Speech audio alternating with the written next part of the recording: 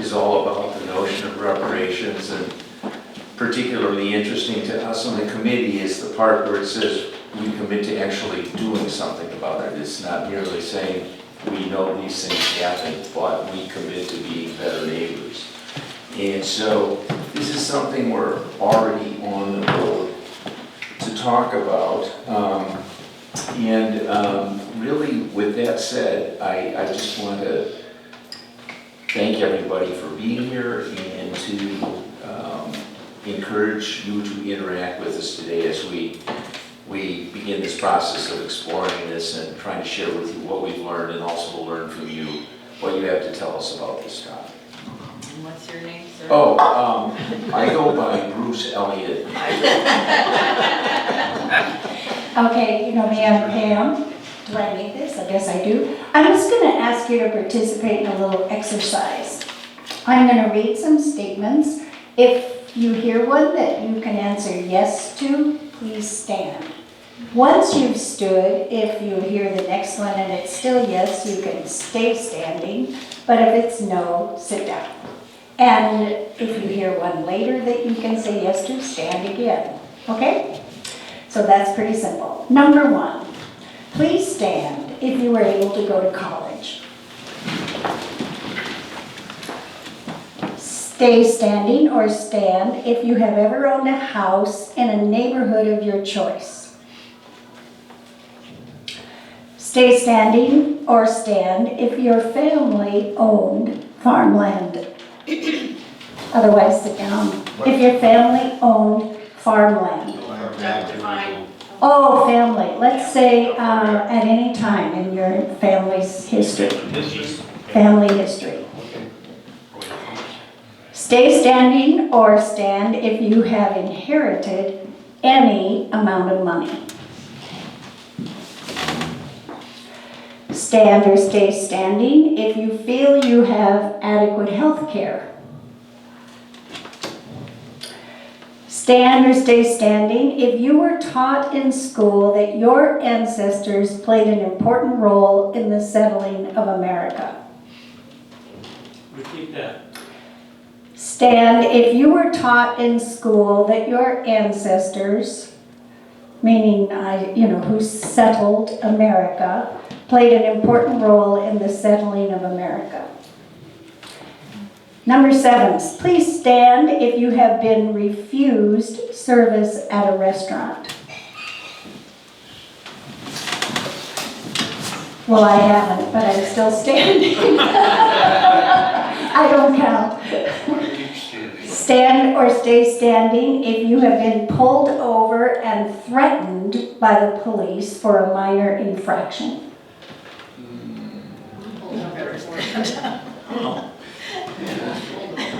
Stand or stay standing if you have been followed by a security guard while shopping in a department store. Stand or stay standing if you have been refused a loan for any major purchase. Stand or stay standing if you've received hate mail or been called derogatory names on the basis of your skin color. So you can sit in. Thank you. So what are we looking at here? Privilege. Privilege. Bunch of wasps. A bunch of wasps. White privilege. But I want to say 2 things before we go on. Everybody's life is filled with times of heartbreak and trouble and disappointment. And if you are in the midst of one of those periods, it's hard sometimes to think of yourself as privileged. And also, we're talking about things that happened a long time ago. My ancestors weren't even here when slavery was part of America, or we were stealing land from indigenous people. But the point is that the systems of our institutions and our social structures have been built to give us privilege that we're not even aware of, that we take for granted every day. So, Leslie. I'm going to gonna stand up because I don't wanna hold the mic because I have 2 pages. So I'll come over here. So my job is to talk a little bit about reparations, what they are, and also what they are not.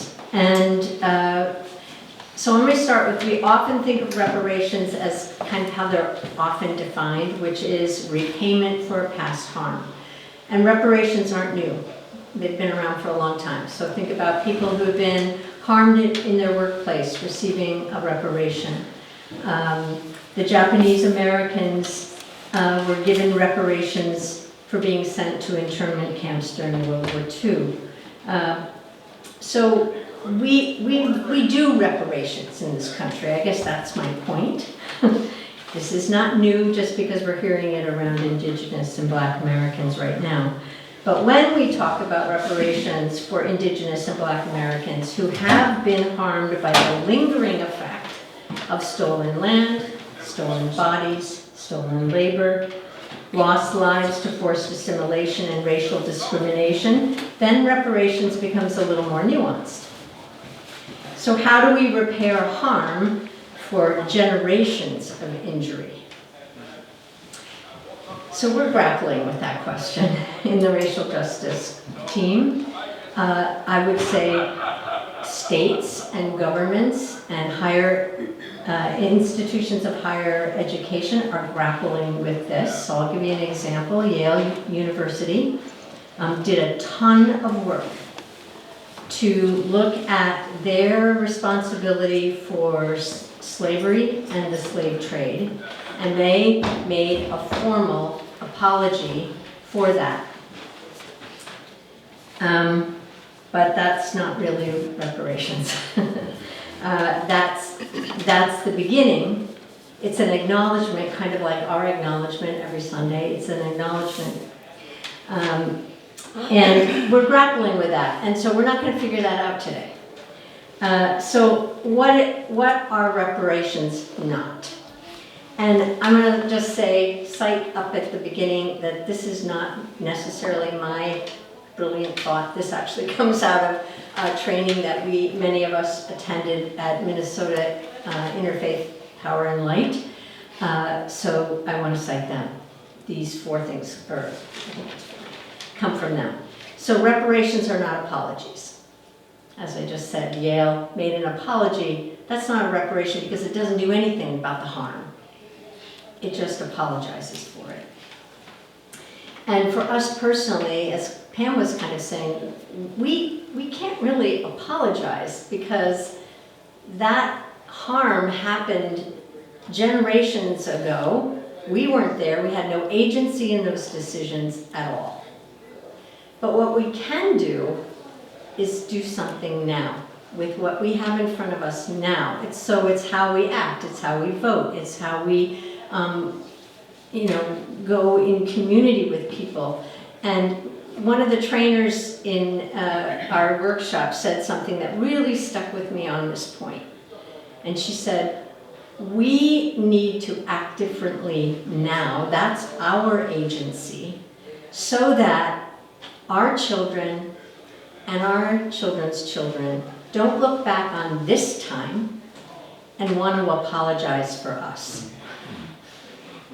So, so it's not apology. It's also not about necessarily purchasing or charity. So it's a great thing to support Black businesses and Indigenous business. That's a great thing. It's great to give to charities that help marginalized communities. That's great, but that's not reparation. Because oftentimes that charity, for instance, is operating on a grant that has strings attached. The grant decides who gets the money, the grant decides what's to be done with the money. That's not reparation. And it's not about forgiveness. When we give reparation, it's not about expecting to be forgiven because we've done so. It's not our right to be forgiven by Black and Indigenous people. If they would like to forgive us, that's their choice, but it's not our right to expect it. We need to do our own work to repair the harm that all of this has impacted us as well. So we have to do our own work on repair. So those are the things that reparations are not. You may be sitting here saying, I know all that stuff, now what? Let's go, let's go. Or you may be sitting here thinking, oh my God, this is really complicated and I really am lost about what to do next. So, oh shoot, where are our handouts? I'm sorry, Eileen did a wonderful job of printing out a handout. And we're gonna pass out a handout now because what I'm going to walk you through is, we just pass them around, is an eco map for reparations. And this will look familiar to some of you who were at our January service on Martin Luther King Day last year, because we introduced this map. And this is an eco map for reparation. And it is, was developed by Minnesota Interfaith Power and Light's Interfaith Anti-Racism and Change Working Group. So for those of you who were on the Spiritual Sites tour, you'll remember our leader of that tour, Reverend Jim Fair. He's on this committee, so he was part of creating this map. So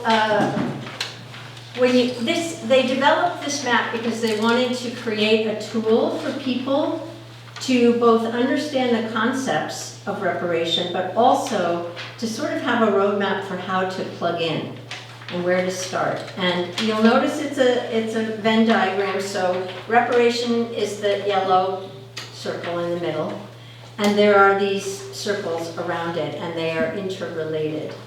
So wherever you pop into this circle, you may do some work in that circle and then find that it's leading you into another circle, into another circle. So do not think of this as linear. Even though I'm going to talk about the circles as linear, they're not linear. There's no beginning or end. It's just a circle. It's non-linear. So I'm just going to go really quickly through the circles and what they kind of mean. The first one is truth-telling. This is about the self-worth work that I mentioned earlier. What are the stories that you need to hear? What are the stories you need to tell? So what are the stories you need to hear that maybe you didn't know? So the stories we heard from Jim Bear at that Sacred Sites, many of us had never heard before. We didn't learn it in school. So what are the stories we need to listen to? And then what are the ones we need to tell? So you might have to, do some work on your own family of origin. What are the stories? Where did that farm come from? How did our family get that farm? What was on that land before our farm was on that land? Or whatever it is. So that's our work to do, and the stories we need to learn about and share. Beth's story this morning is a little piece of that truth-telling. And the more we do that, the better, I think.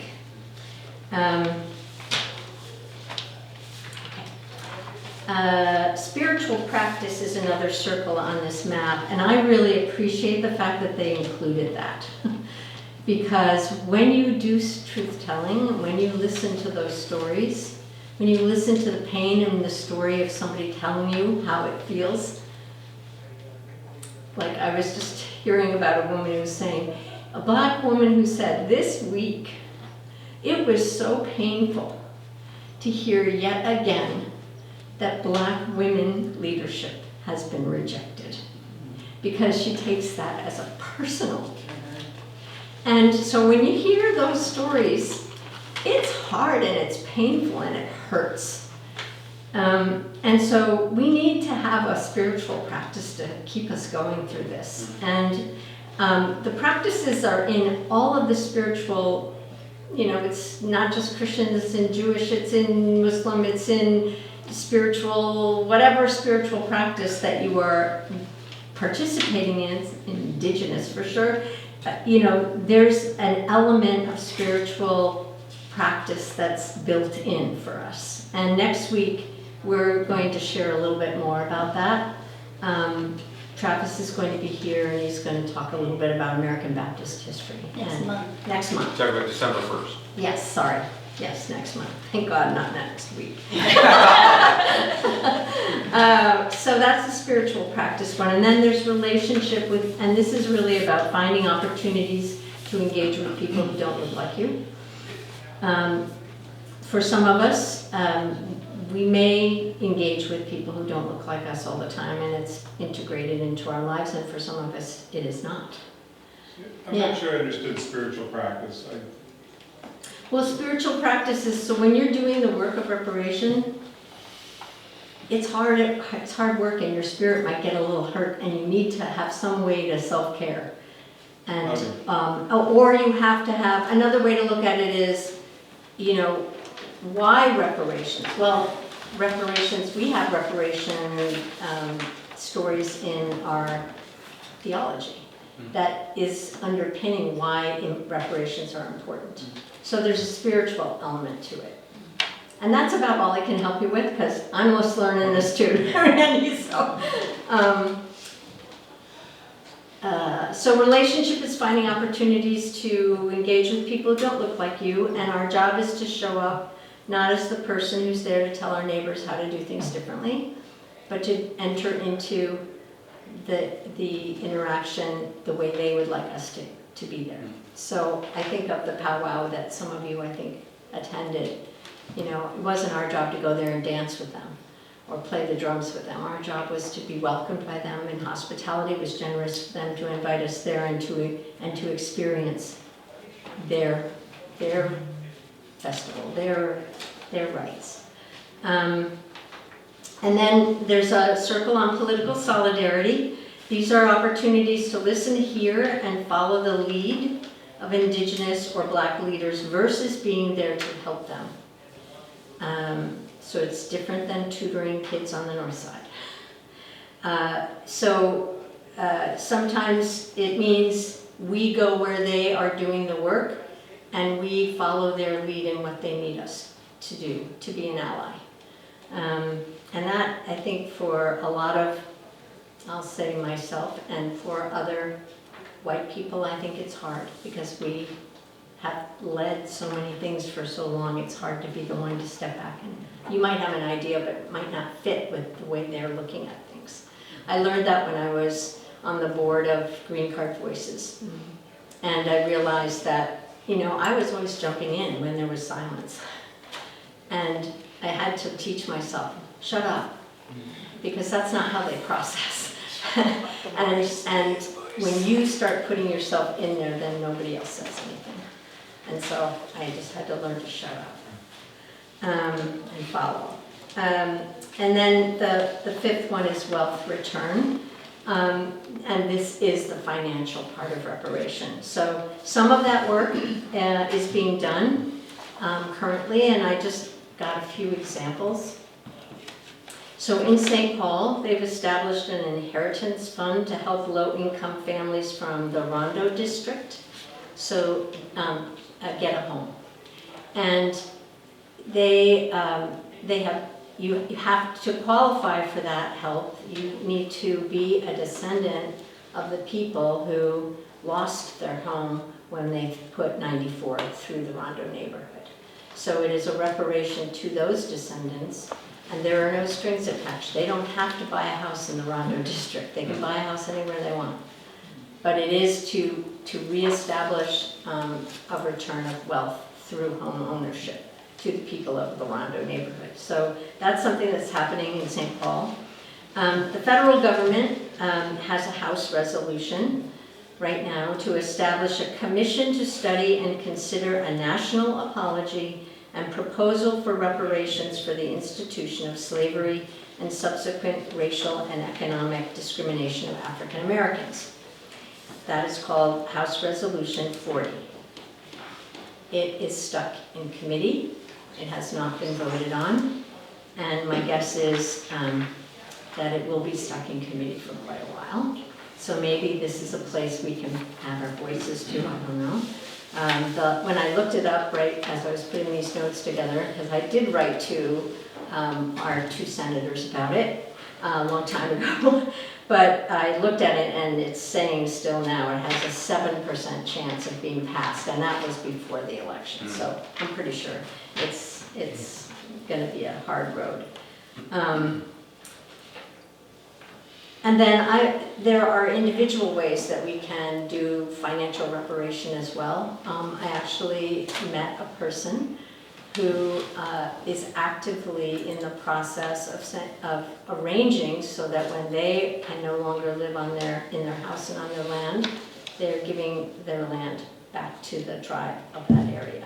So there are ways that people are doing individual reparation. So as a congregation,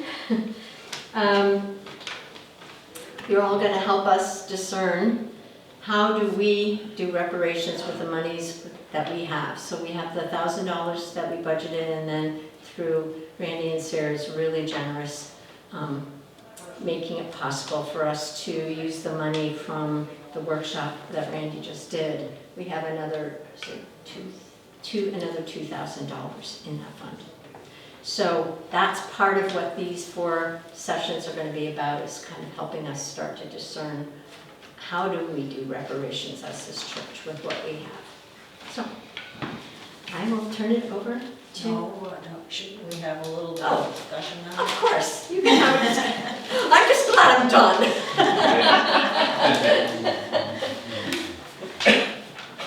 Yeah. With regards to the fund, I'm just curious, because it wasn't one of the things that I struggled with when we passed this as part of the budget this year, is why does it need to be a line item out of the church budget? I mean, it's $1,000. Like, if we just did an offering, we'd get more than that, and isn't that better, right? So like, I'm just curious what the committee's perspective is on why it's important that it's in the budget versus, just an offering where we pass the plate and we get $3,000 or whatever, right? Do you want to answer that, because you were on the group that was, were you on the group that was sort of making... Pam's volunteering. I'd like to try. Sure. It is my understanding. You can hear me, can't For you? recording. Okay, it's for recording, okay. I think, Jeff, you're right, we probably would have gotten more money if we'd have just passed the hat. But the point of putting it in the church budget is that it's an institutional commitment. That it comes in out from an institutional understanding rather than individuals giving money out of their own pocket on a given Sunday. And because it's in the budget, it's a commitment that we've made that we would then honor. That's how I understand it. Are we doing it more so we can feel, I guess that's what I struggle with. Are we doing it more so we can feel good about ourselves? Look, we put it in our budget, look at us. Oh. Versus, look, we can put more money to actually helping the people who need it, right? That's where I struggle, maybe. Well, that has more color. I think it's not just to make us feel better, although maybe it does, but because it's a public statement. It's a message to anyone who would look at our budget that we are committed as a church to this mission or to this idea. Did you I'll ask? add, can I just add a little something here? Because for those of you who went on the Sacred Tour, someone asked Jim Bear about reparation, and he said, when white churches ask me about reparations, I go immediately to their budget and see if there's anything there. Because what you put in your budget, a budget is a moral document. And so that really stuck with me when he said that. I'm an outsider, it's only my second Sunday. Yeah. And I'm a recovering engineer. I'm restating what has already been said twice, but I'm just saying, when I look at that, I say, if I see a budget item for heat and light, I assume the lights will probably stay on. So if I see a budget item for X, I assume it's gonna happen. Thank you. Good point. Yeah. Also, Jeff, the whole idea of, oh, let's get more money and that makes us feel better, that's us deciding what's gonna happen with that money. It's like it's a charity, more of a charity thing, and it's like a commitment to actually recovering people who need to have, I don't know what I'm saying at this point. To heal the harm, is that what you're? Yeah, well, let's just say that. It is more, we don't want to be in charge of saying, here's what we're gonna do now. Maybe that's confusing because it's like, well, why is that any different from the $1,000 that's in there now? But it is the commitment piece, for sure. Sarah. There's somebody else. Beth and then Sarah. We'll go on that. I'm just glad we started how we started instead of talking budget right away. That we started with privilege discussion and, you know, with the deeper discussion about the meaning of all this. To me, it's like there's two sides to reparations. Is it about them or is it about me?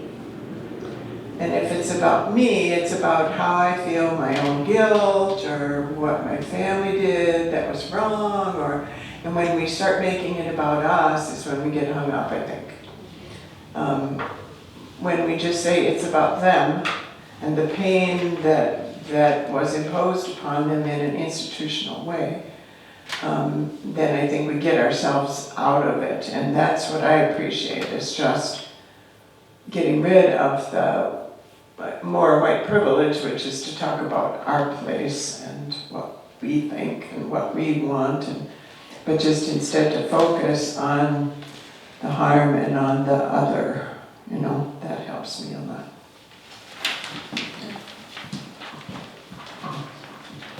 Thank you, dear. She can't walk. I think that if, you know, we can pass a hat for something and everybody throws in their money and then that's that. And I think that the fact that this has become part of our budget and part of what we're doing, here we are, learning about it and trying to take it seriously and trying to educate ourselves. And that, I think, is the difference. If I may, did anybody read Wilkerson's Cast? Yes. Yeah, I am a fundamentalist because I read one book. And that's the one book I read, and she talks in there about that distinction. And I think the difference is, it was institutional harm, it's institutional reparations. And then in this, we got to see this video, the video that fed this discussion, I guess, a preview of it from Interfaith Light, Power and Light. And they said that it's important to distinguish it from charity, because this is not charity, to me it's closer to making amends. I know you made a distinction there. To me it makes more sense to think of it as we're making amends. We have benefited from something, we didn't do it, we benefited from it, and so we're trying to make amends. I think too, the budget is a value statement. I mean, Didn't mean to swoop down. It's a moral document, but you know, it's a value statement about who we are as a church and what matters to us. And I think that's important. But none of this precludes an offering. Right. No, We're not saying that's right. Good point. I just knew that was a hanging point during the discussions, right? And I think it could have been communicated better as to why it was important versus just here it is.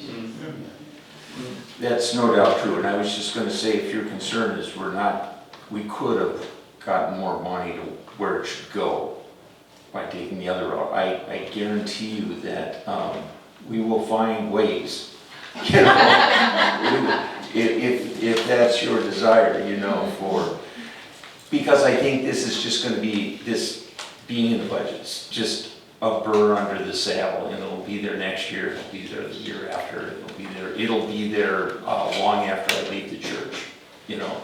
So, you know, and that's the real value.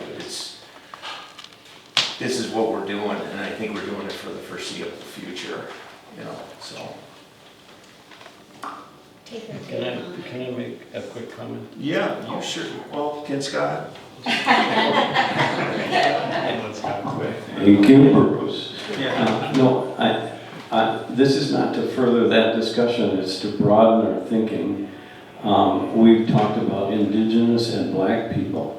We have a Chinese person in our presence, so I prefer the word BIPOC, people of color, to be added, not just indigenous and black, because there are many people. We also have people of Mexican origin or Spanish in their history in our church. So I just want us to think broader than just two groups of people.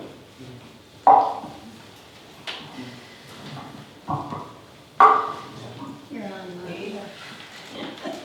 Okay.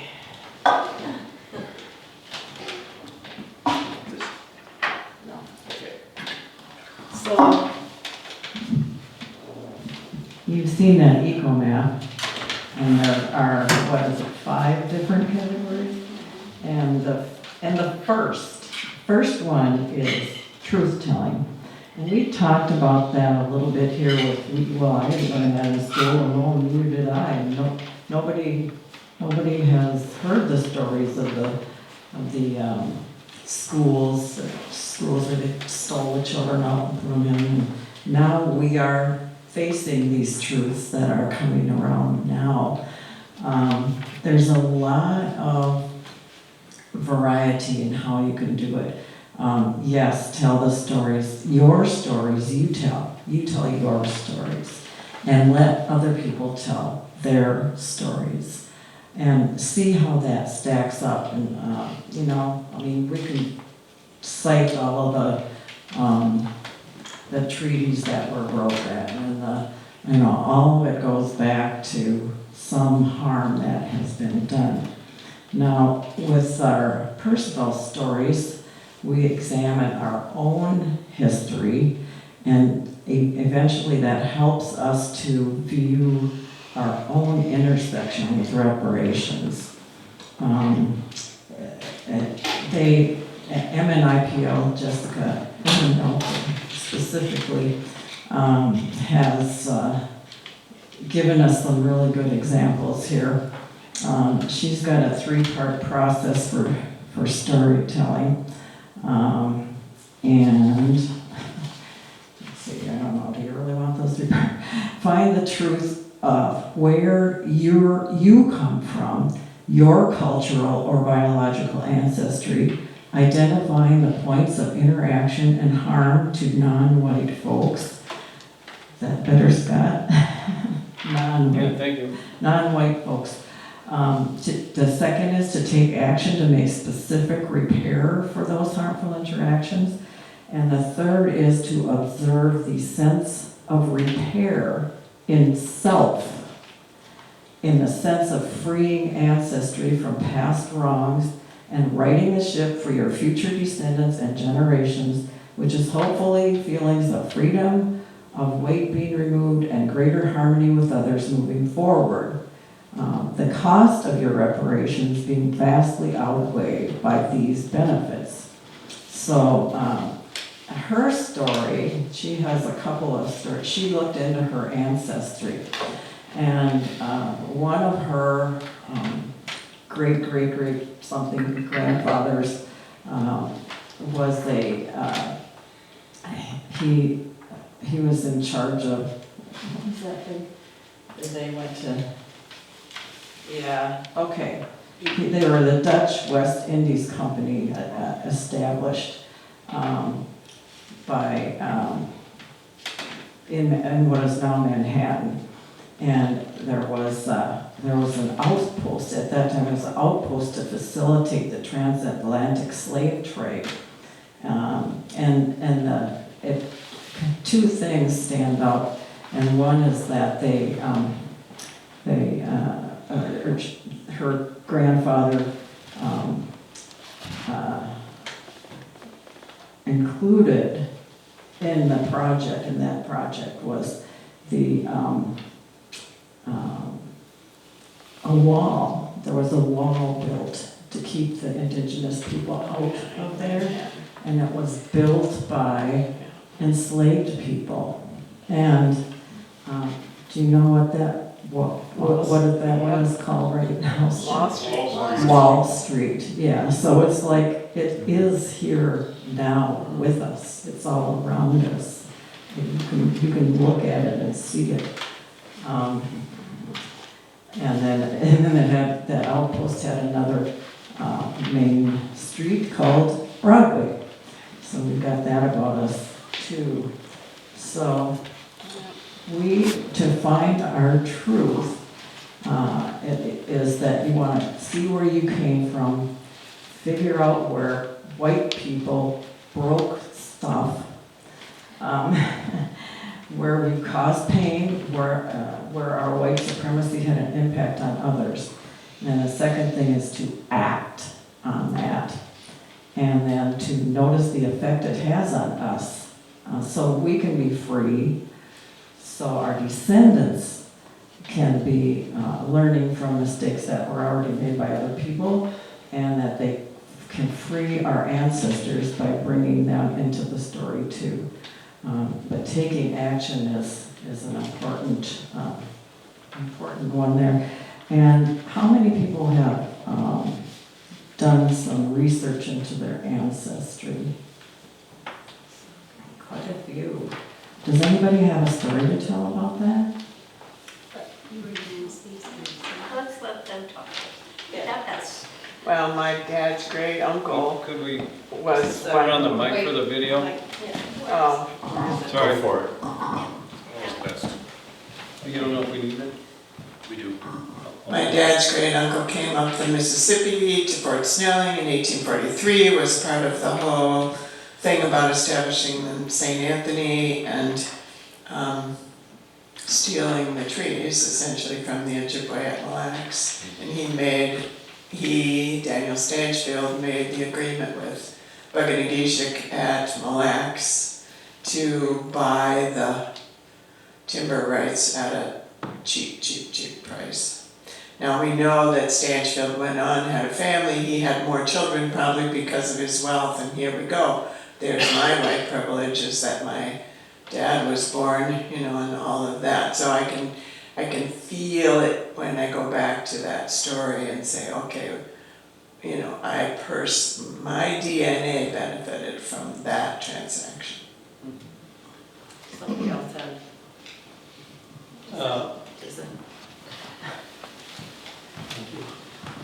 Not proud.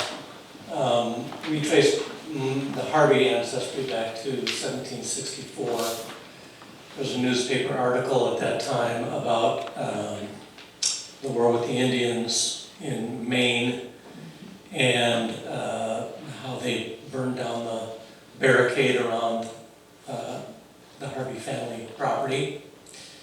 I have then traced it forward to Harvey Point, North Carolina, where I have the actual land grant from Benjamin Franklin Pierce for 160 acres, on which the Harvey Plantation was established, and I don't know if it's still there or not, but that's in my history. Have you been able to tell that story to people? We're still kind of exploring it. I've thought about this next summer, going to see what's on Harvey Point, and what's there now. Yeah, just bring it to life, Yeah. Anybody else have a story they want to We tell? got one over here. Alan? As long as I don't talk too much. Alan? No, you're fine.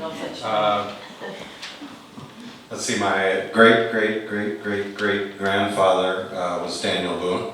And What? George Boone, the first of England, and so I'm sure if I researched more I could find some skeletons, but what I was taught growing up and seeing his home when he was a senior in Missouri was that when there was a dispute between whites and indigenous, both sides would come to his tree in the front yard and ask him to be the judge of the street. So that was, I remember that as something good my ancestors did. I hope that's true when you put all that together. I'm told, and this information came from some relatives who were new to me, who dropped by and introduced themselves at our doorstep. They live in California, who said they've done some research on the family. I to this point, have not done a lot, but was told that one of our great-grandfathers was a plantation owner, first down south, and then he moved to New England, and he was a British loyalist, but he was a plantation owner with slaves. So part of my history of white privilege goes back to that time. Yeah, turns out the Elliots owned slaves in Kentucky at some point way back there. But you know, the interesting thing I think about white privilege as it relates to me is tied to this idea of place. You know, we're all from Minnesota in some sense, or we're here now. I grew up in Mendota Heights. On the Sacred Sites tour, we went to St. Peter's Church in Fort Snelling and observed the significance of all these places. So I grew up there. I went to the first boy-girl dances in junior high at St. Peter's Church. That's where those were. I went on the Mendota Bridge and smoked cigarettes with my friends. I walked later in my life, I walked our dog down there all the time. You know, in junior high, my dad and my cousin were buried in Acacia Cemetery, which is Pilot Knob Hill. Later my grandmother was buried in the same cemetery.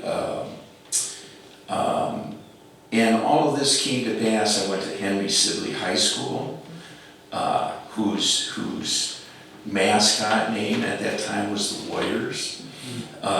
So I went through all of that without any appreciation of the significance of that place to other cultures, to other people, to indigenous people.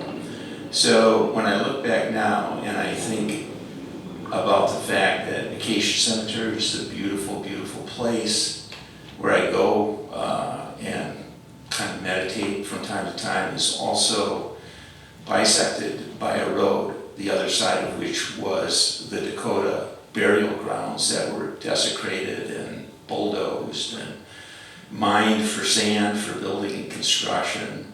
The juxtaposition of my experience as a white person and the culture that was largely displaced there is really something. And it's amazing to me that I could grow up there, go to these schools, and have all of that truth, if you will, whitewashed or at least never developed. Yeah. And so I think one of the things about truth telling that Monica refers to is I think that even if you don't have a tie to a plantation owner, this privilege business runs very deeply, simply out of the mere fact of the place where you are, because that's the way it is.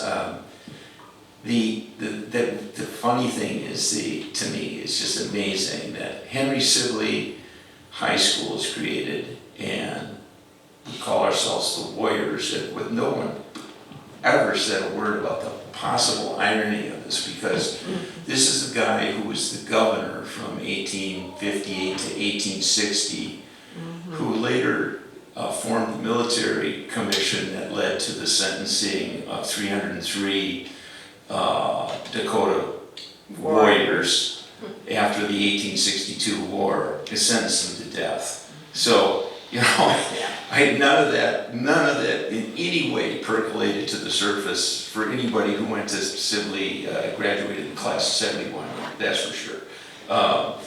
But yeah, so truth telling is I think it's there for everybody in a way, either in a generalized way or sometimes in these specific instances of history. Did you, what time, are we running out of time? Just 10, 2, 3 minutes. Does anybody else have?